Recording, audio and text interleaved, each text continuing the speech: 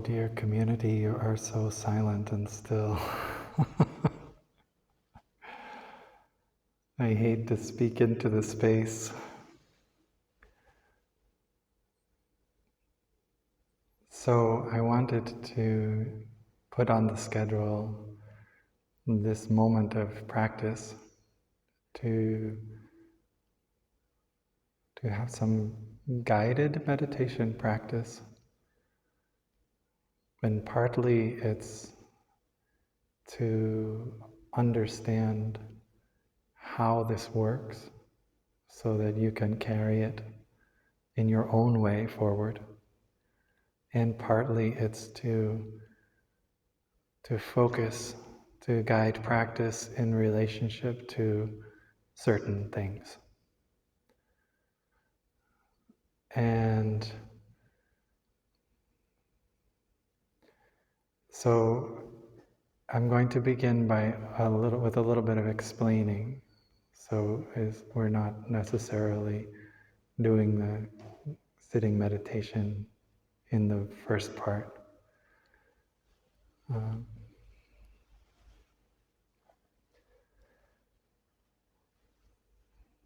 So I wanted to share a meditation with you on seed watering practice. And to do that, I think, although many of you are familiar with this, it's good to review what that means, which is a primer in Buddhist psychology.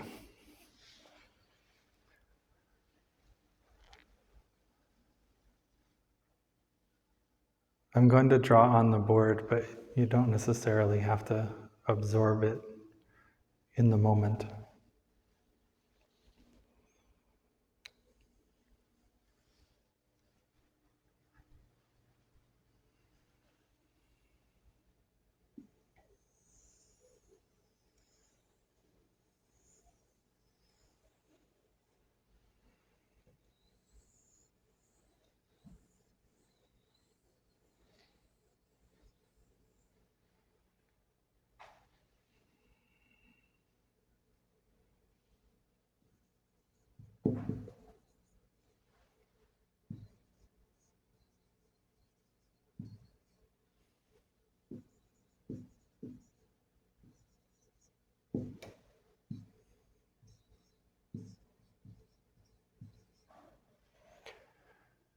So I drew on the board a circle and divided it into two parts.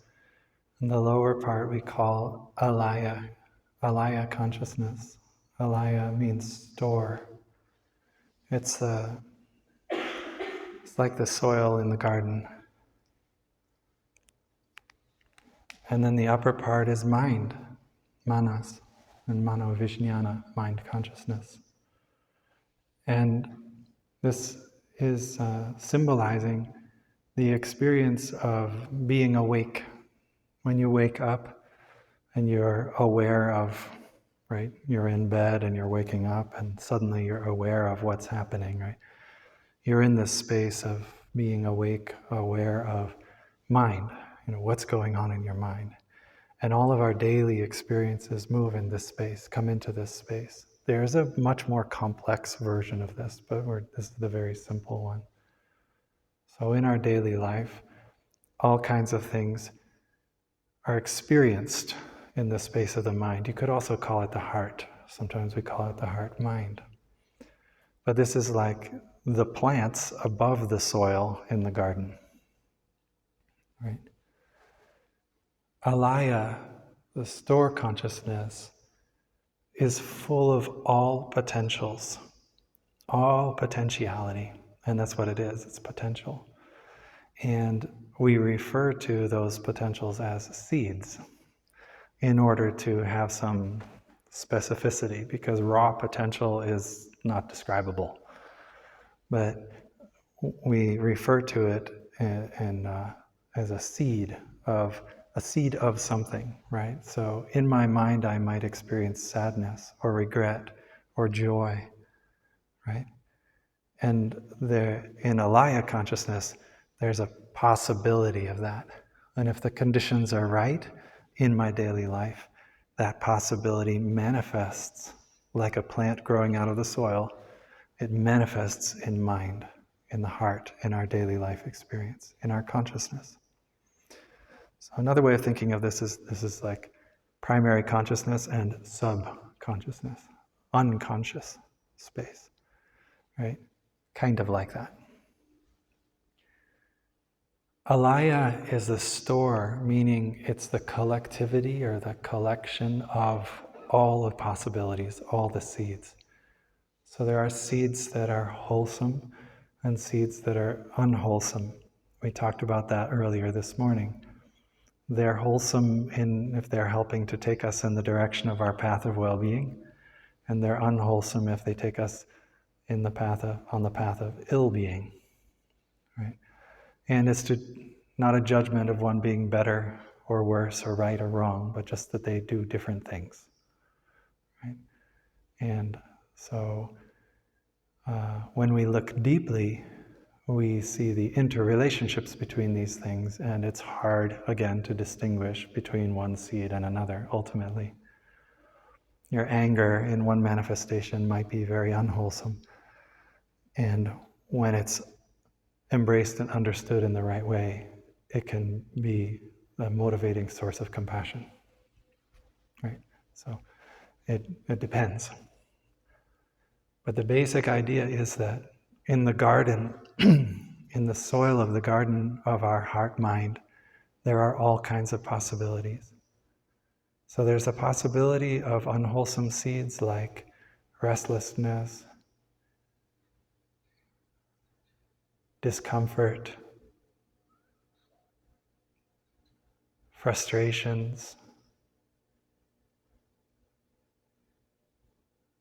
blaming, condemning, judgment, anger, hatred, and even violence. We cannot say that we are a person that does not have a seed of violence in us, but we can say that we are a person where the seed of violence has not been watered, and therefore we don't consider ourselves a violent person. Right? But the possibility of it is there.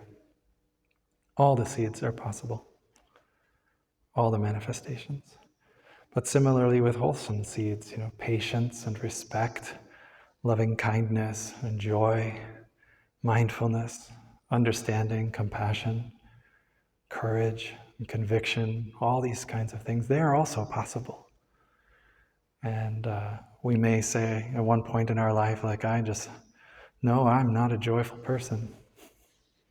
Right? But that's because the seed of joy hasn't been watered, hasn't been strengthened. If it were, you wouldn't say that, because you would be experiencing joy. Right? So all of these possibilities are there, and we as the gardener, mindfulness is helping us to be a gardener.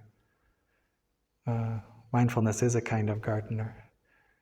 Get to do selective seed watering, and this is a practice.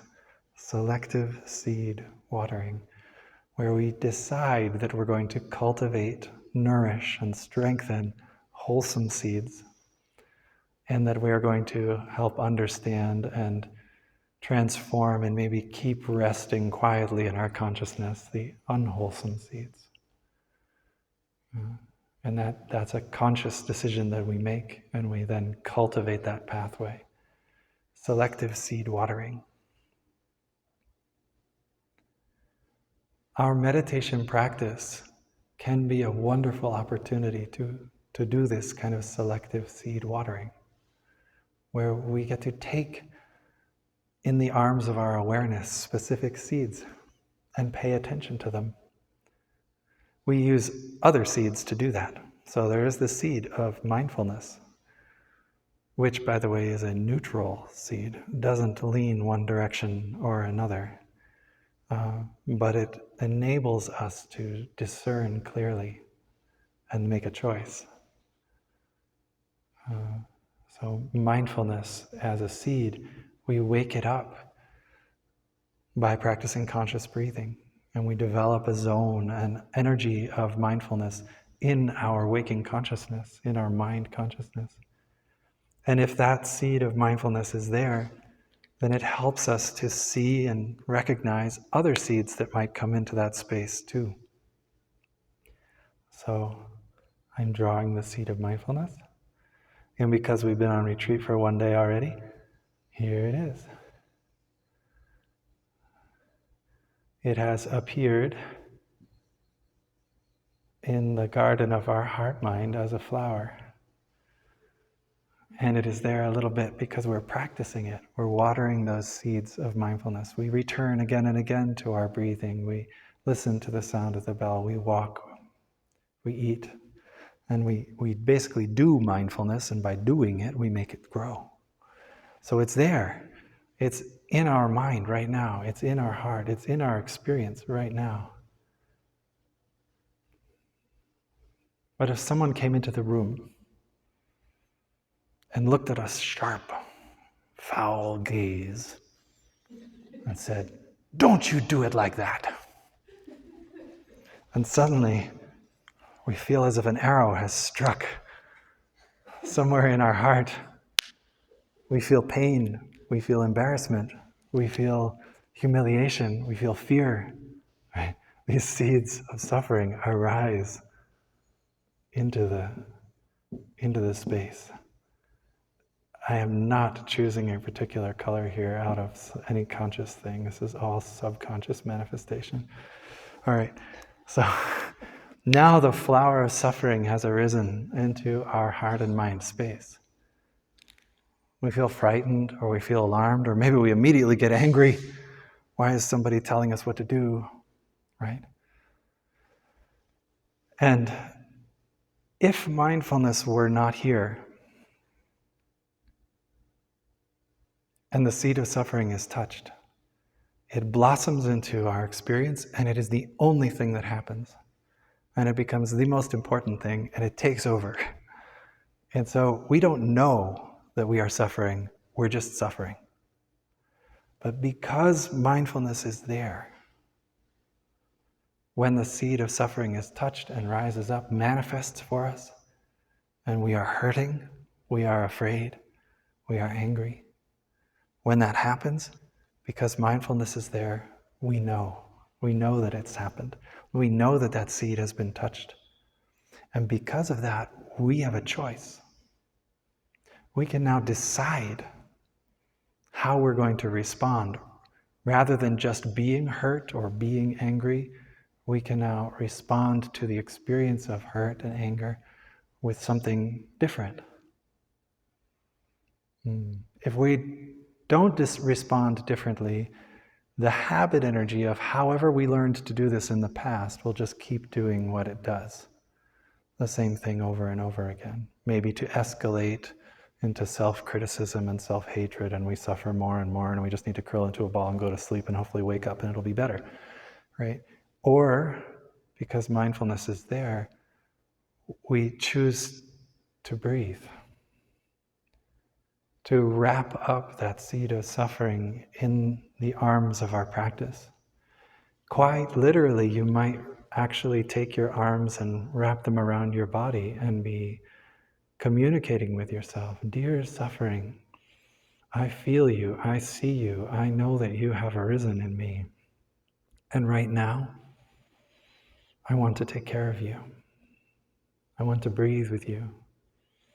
And you start a relationship between your mindfulness practice and what it carries with it, your loving kindness, your care, your clarity, your gentleness or your firmness, whatever might be appropriate, and you wrap it around. You wrap it around the seed of suffering. Or not the seed, the manifestation of suffering. You breathe and you grow and you call on loving kindness and courage, non-fear, maybe even some joy. And you're like, get together, all you wonderful seeds, come and let's hold this little crying baby of suffering. And you wrap it up. And the energy of your presence and your love and compassion begins to penetrate into the experience of the suffering, begins to merge with it. It makes a mark, a print on it.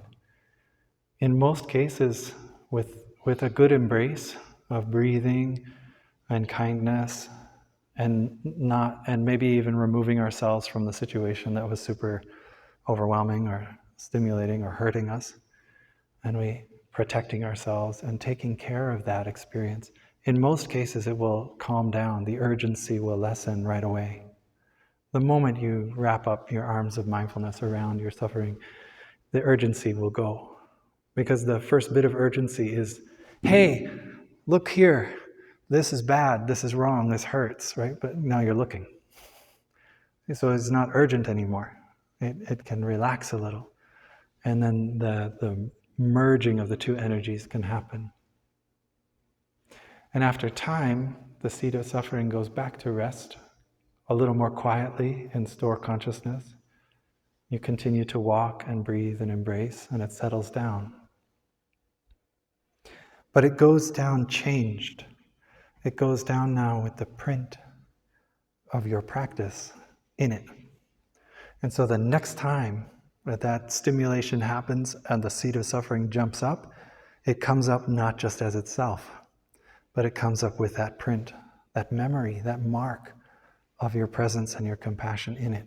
And it's easier to do it again, to embrace it again. And pretty soon, all the connecting of breath, spaciousness, kindness, compassion, patience, respect, connecting with the suffering produces something different, which is an understanding of what's going on in that suffering.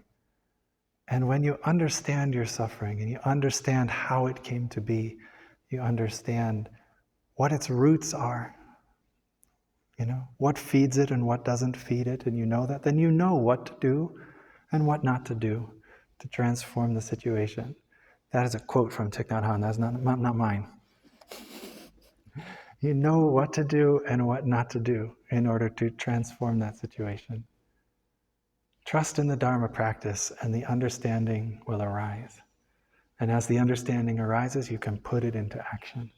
You start to do it. And as you begin to do it, that suffering no longer is experienced the way it once was. It is different now. It is transformed. It doesn't mean you never hurt or never suffer again, but you suffer differently. You probably will suffer less. Yeah. So this is a kind of embracing meditation. But to do embracing meditation, I needed to share that part and I'm really glad that most of you have been sitting like really just letting this soak in. Because it's not so much of an intellectual matter. To do this kind of embracing of suffering, we need to have resources. Tai would also say, you want to embrace your suffering? What are you going to embrace it with? If you try to embrace your anger with your fear of what's about to happen, it's probably going to escalate something, some aspect of suffering. Because seeds produce their own. Like an apple tree doesn't grow oranges. Apple trees make apples, and they make more of their own, right? So the meditation I want to do with you now is a wholesome seed watering practice, which is about building resource. And it's where we're going to take our mindfulness and we're going to reach down into store consciousness and pay attention to particular wholesome energies and wake them up for just a minute so that they have a chance to get some nourishment, some daylight, some watering.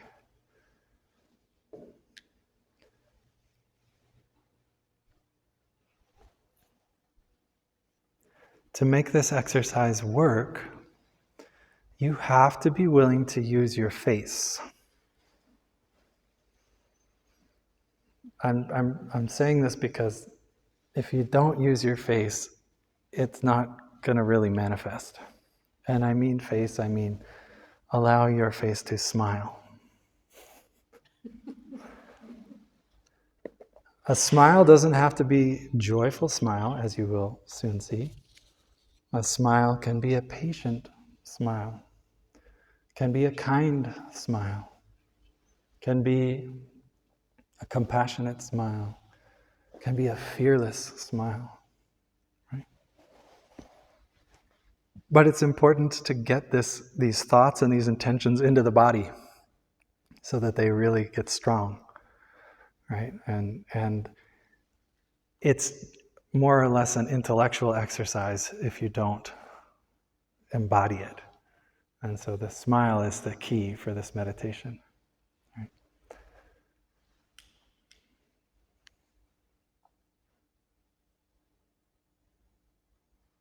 While I'm breathing in, I'm aware that I'm breathing in. And while I'm breathing out, I'm aware that I'm breathing out. I'm breathing in, and I'm breathing out.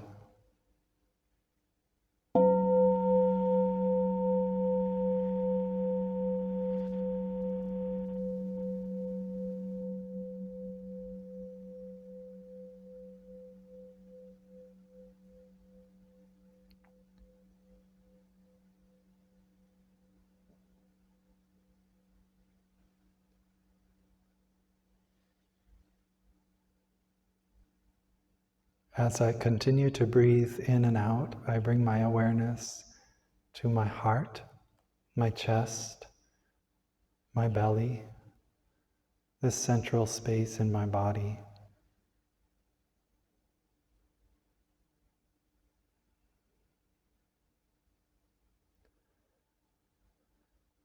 And I imagine my heart space in the center of my body as being like a rich and fertile soil, a soil full of seeds and possibilities.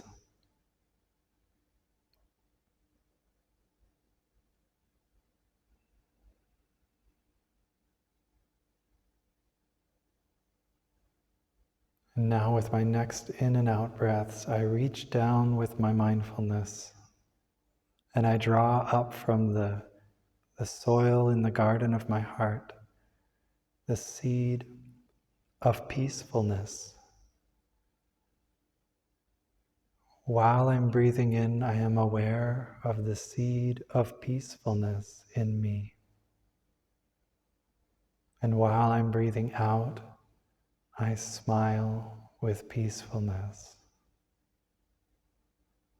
I allow my face to express the experience of peacefulness in a smile. Aware of peace, smiling with peace.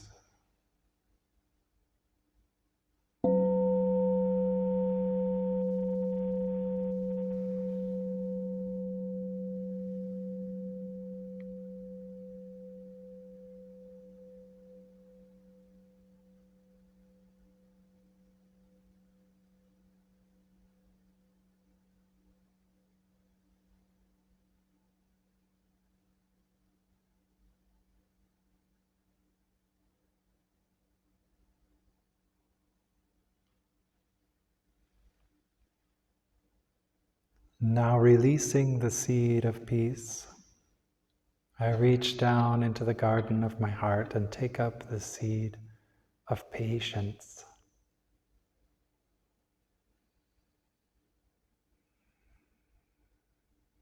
While breathing in, I am aware of the seed of patience within me. And while breathing out, I smile with patience. Aware of patience in me, smiling with patience.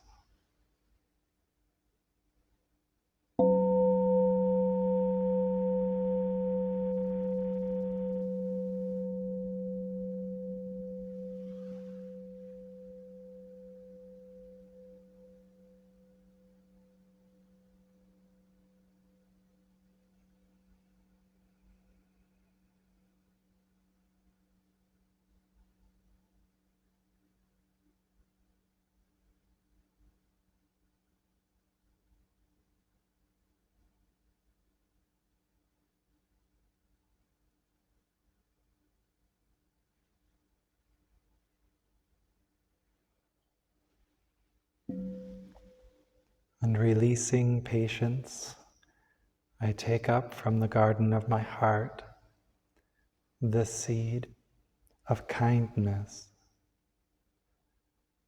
While breathing in, I am aware of the seed of kindness in me. And breathing out, I smile with kindness. Aware of kindness, smiling with kindness.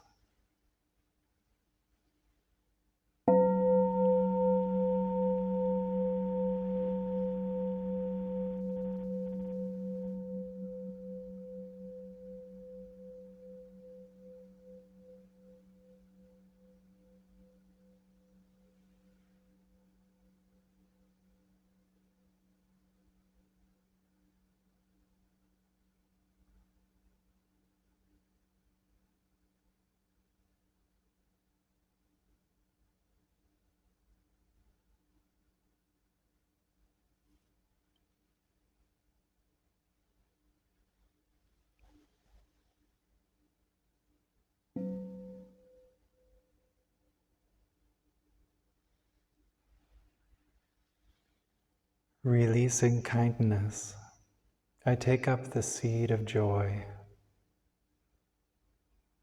While breathing in, I am aware of the seed of joy within me. And while breathing out, I smile with joy. Aware of joy in me, smiling with joy.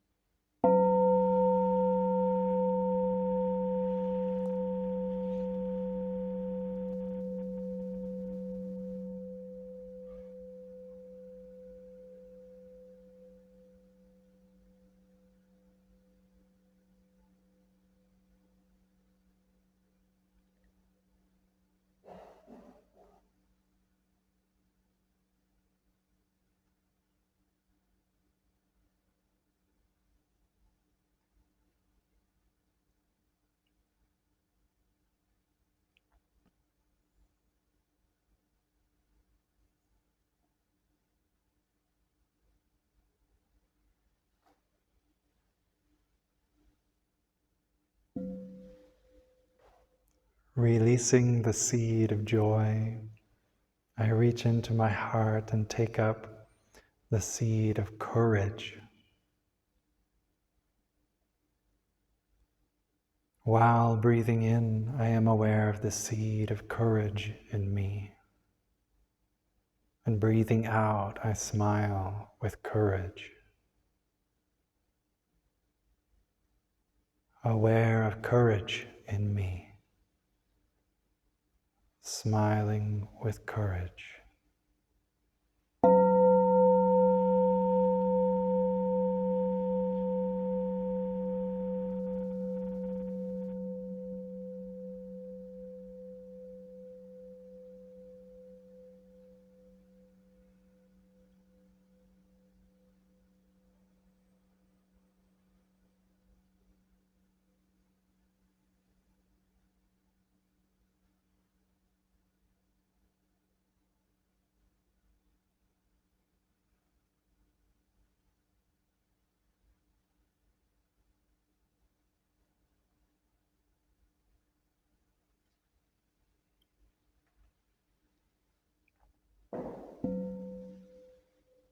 Releasing the seed of courage, I reach into the garden of my heart and I take up the seed of compassion. While breathing in, I am aware of the seed of compassion in me. And breathing out, I smile with compassion.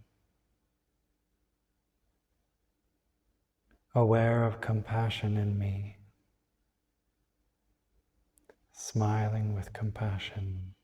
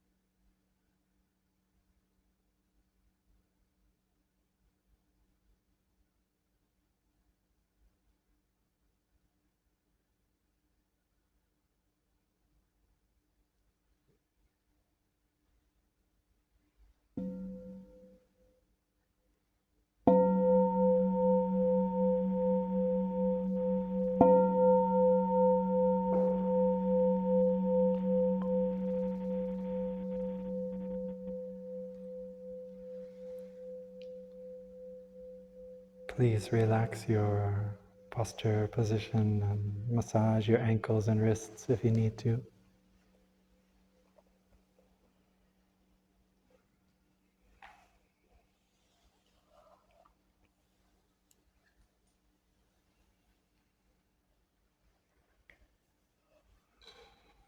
So we have just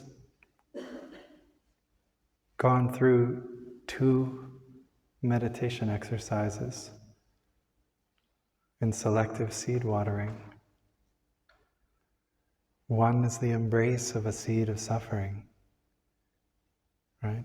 Not just when it comes up by itself, but maybe while you're sitting, you want to understand and connect with the seed of suffering that you know you have. So you wake it up and you take care of it. You have that conversation from a place of mindfulness and clarity in yourself, loving kindness and strength to hold that seed of suffering and take care of it sweetly, tenderly, just like you're holding a little baby, right? It needs care, right? This is a kind of meditation that you can do while seated, while practicing, right? It can also be pleasant to do this while walking. If you have a beautiful place to walk and to hold your suffering and to let the beauty of the place that you're walking be a part of the embrace also. Yeah. And if you're inside and seated, light a candle, use some incense, sit with a flower, right? Create conditions that support you to have a resource to wrap yourself around your suffering. So that's one of the exercises. And the other one is this seed watering for wholesome seeds. We call it the seed of peace meditation, but it's actually for any seed you want. So now I'm assigning you some homework that you have to turn in to your Dharma sharing groups later. I don't know, you don't have to turn it in. But if you want, you can offer it to me too, but you're the beneficiary. So the homework is to make an inventory. Your own words, your own language, for what are the seeds that are active in you in your life right now, with a little bit of an insight into how you'd like to take care of them too. So the way you do this, and this is an exercise Tai used to give us, his monastic students, regularly. You take a piece of paper and you put a line down the middle. On one side is wholesome and the other side is unwholesome. And you just categorize that. Remember, discerning, not judgment. Discerning, helpful, unhelpful, skillful, unskillful, wholesome, unwholesome. All relative to your path of well-being. So, and then you just scan back over the last day, or maybe 2. You don't need to go further than that. Right? Just a day or 2, and you remember, where have you been? What have you been doing? How are you feeling? What was going on? And you start to name those experiences in seed form. That was a seed of real stress and frustration and anxiety, and right, you start to write them down in the columns where you think they belong. You just scan back your inventory. Make that list, wholesome and unwholesome. And there you have a snapshot of all the mental states that you've been experiencing in the last couple of days on that piece of paper. And then you can take these 2 exercises that we just did and practice with them. You can see, wow, 4 times in the last 2 days, this particular seed has been really big for me, right? This must be important.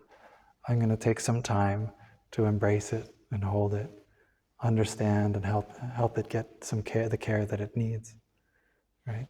Or you might look at that list of wholesome seeds and go, nowhere in there is patience. Only once kindness. Okay, I know what my list of seeds needs to be for my seed of peace meditation, right? And you craft your list. I just picked 5 as we were sitting here, right, to practice with, but you can make your own list and of the seeds you want to water, the seeds you want to strengthen right now. today, this moment of your life. Yeah, so that's the homework. Make that inventory so that you have an opportunity to clarify and the focus of your practice in selective seed watering.